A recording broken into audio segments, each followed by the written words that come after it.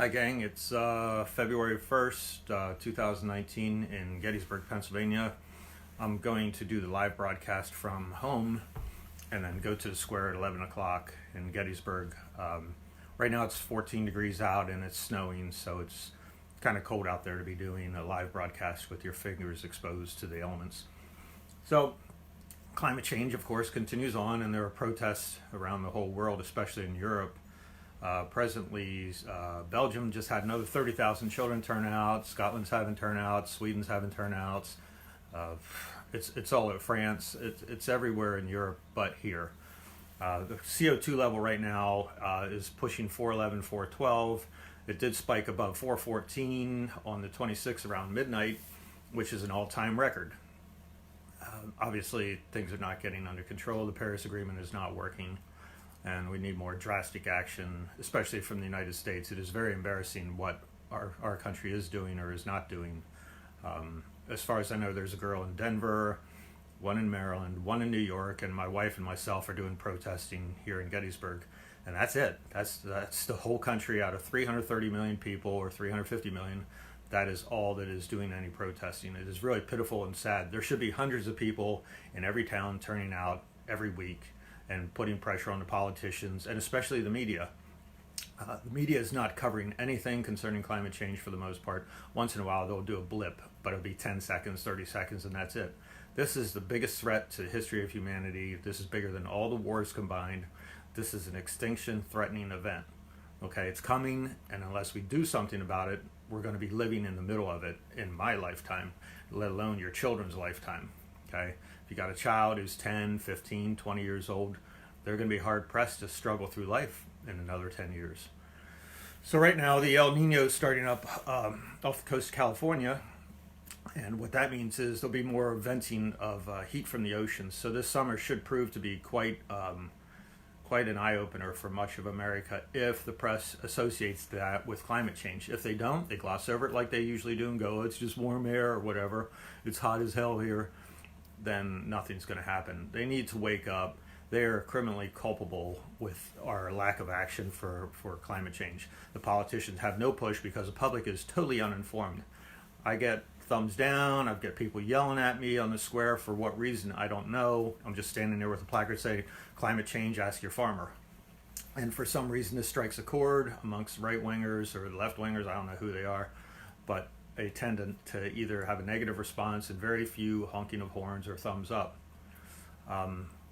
So once the heat kicks in, as it is constantly now in the Arctic, you're going to get feedback loops.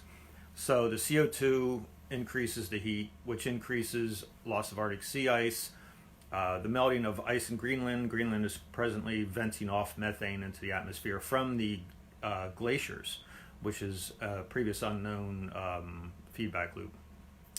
Permafrost melts in Alaska and northern Canada as well as Russia, and that also has CO2 and methane in it.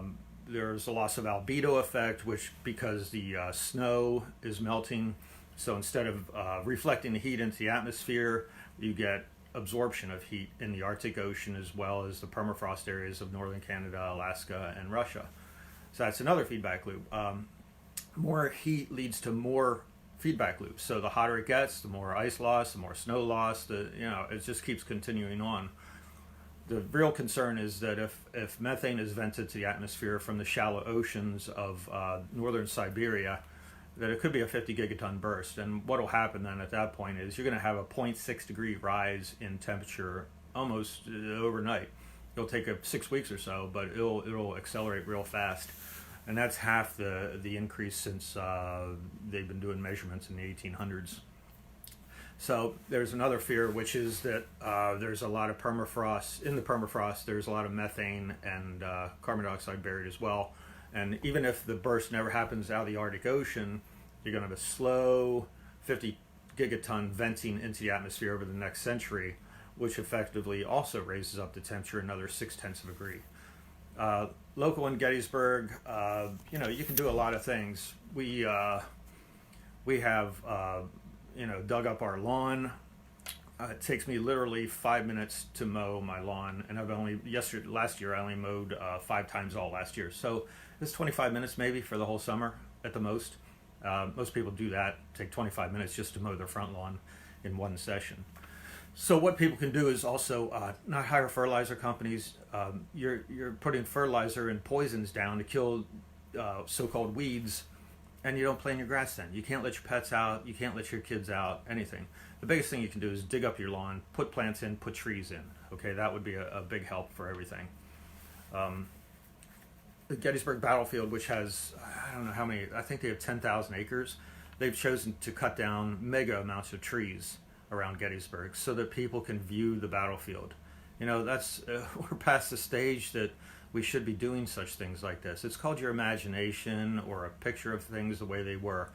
Have trees in the way. Don't keep cutting down trees. In fact, they should be planting trees. This could be a whole forest situation around here in Gettysburg and be giving off wonderful air and also preserve the town from getting flooded.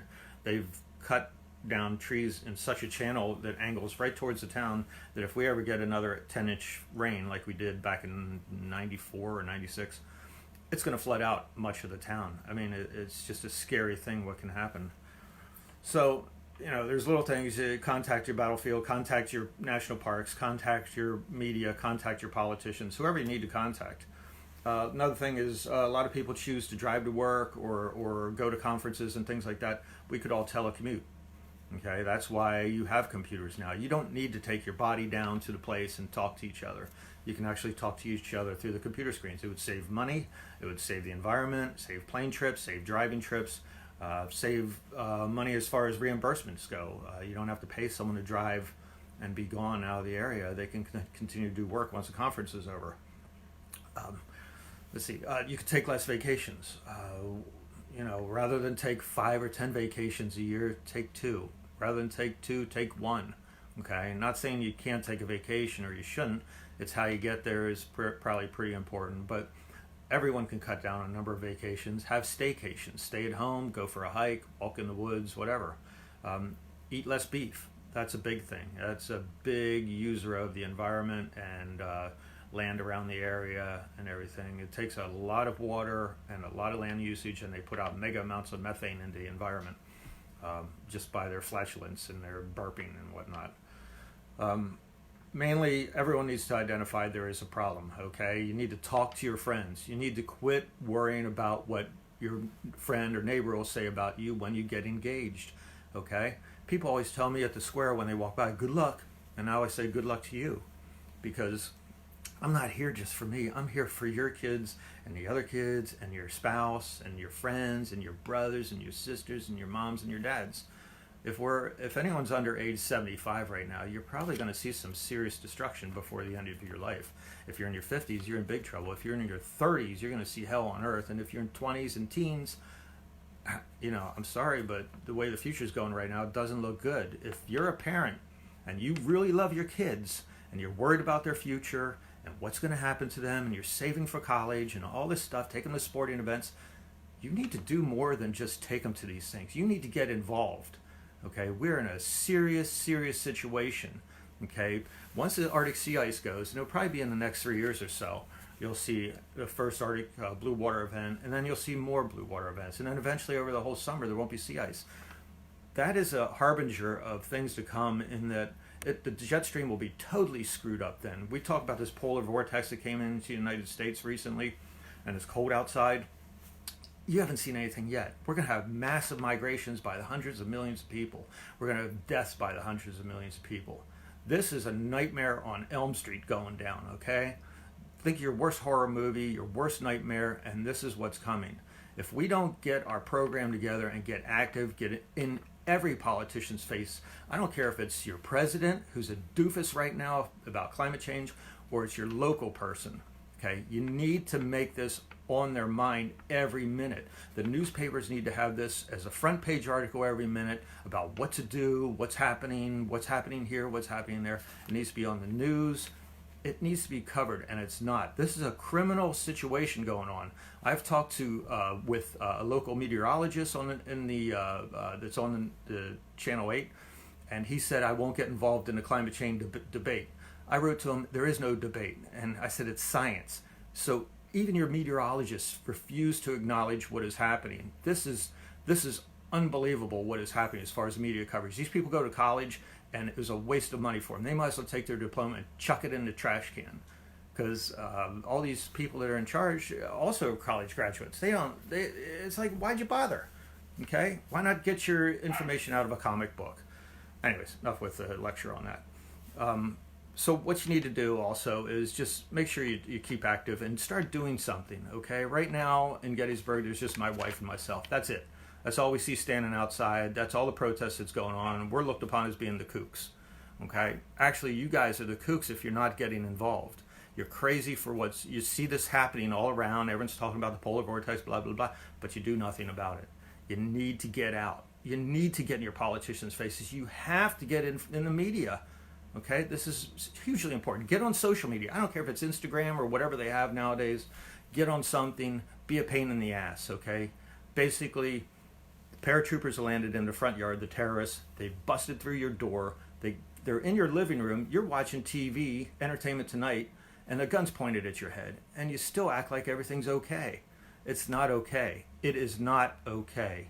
You need to get down to it.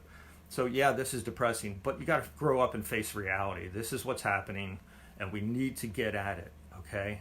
So hopefully someone will do something once the weather clears up a little bit, but you really can't wait that long either. I'm going to stand on the square for an hour. Hopefully my wife will be there. It's going to be tough, but we're going to do something at least and make some people aware, hopefully, and get some bad looks and everything. I don't care about it. So see you out there somewhere. Post things on Facebook. Stop being scared of what your friends think about it, okay? Get out there, do something. If you love your kids, you will do that. See you later.